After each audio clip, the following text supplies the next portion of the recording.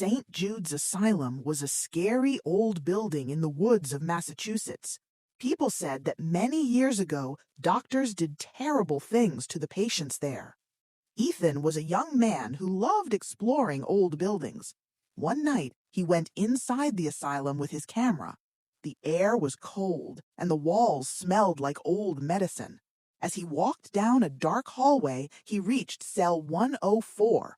Inside the room, there was only one thing, an old rusty metal chair. Suddenly, Ethan heard a quiet crying sound. He looked at the chair, but it was empty. However, when he looked through his camera lens, his heart stopped. Through the camera, he saw a man sitting on the chair. The man's head was bleeding, and he was staring directly at Ethan with a creepy smile. Ethan quickly moved the camera away, but the chair was empty again. He was terrified.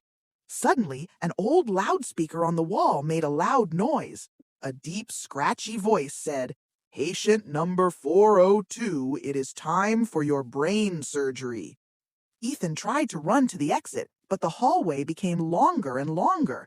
He could not find the door.